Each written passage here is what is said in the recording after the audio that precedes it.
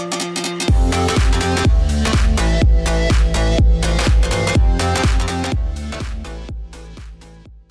the few chapters of the Bible between our last episode and today's, chapters 11 through 16, we find out that Saul had not been obedient to the Lord. After all, he was king. He probably thought he could do it better.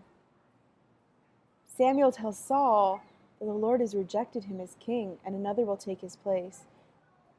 But before we get into that story, in tomorrow's episode, we need to go back to look over another famous story between David and Goliath. And who is this young man named David?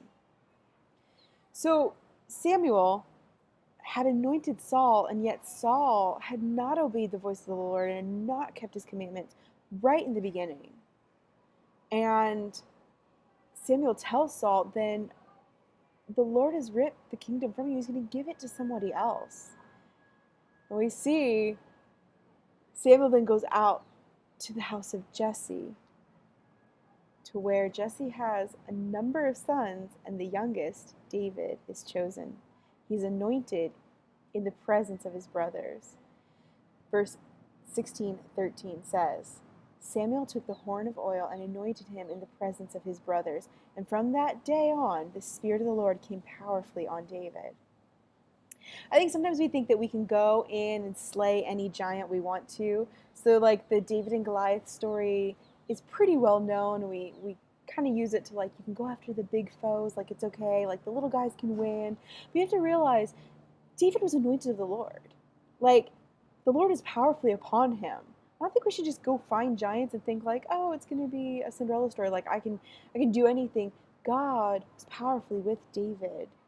Spirit was with him and went with him as he was fighting Goliath.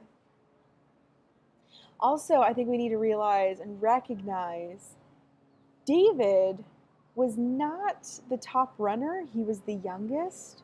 When Samuel actually walks into the house of Jesse and says, bring me your sons. I want to see your sons. And we kind of see this ritual where each son passes in front of Samuel, and it's almost like this testing, or he's kind of looking at each one thinking, maybe this is the one that God has anointed, maybe this is the one, maybe this is the one.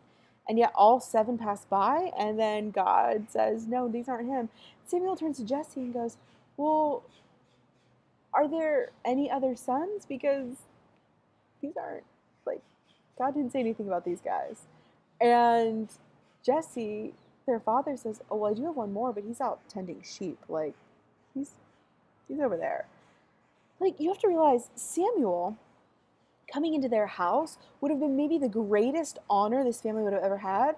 And Jesse leaves David out in the fields, doesn't even include him. And I think sometimes we might feel very let down by our families, by our friends, by those closest to us. We might feel like those who should have supported us, protected us, provided for us, looked out for us, like we had to have their support in order to get where we need to go.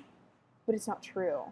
God can still move you. God does move you, even if there was significant and valid lack in your life. And it's one of the facets of this story that I really appreciate and I value. Now, we do see the classic David and Goliath moment. And part of what I think really ticked David off is the Philistine Goliath he's blaspheming God. He's basically saying, like, you're not powerful, there's no God with you. And David says, how dare you come against, the Lord? And it is in the Lord's power, in the Lord's Spirit, that David actually does kill Goliath. This story is going to move forward. We're not done with Samuel, we're not done with Saul, we're not done with David. But look at all of these facets that go behind the classic story. There's so much that we can actually learn from it.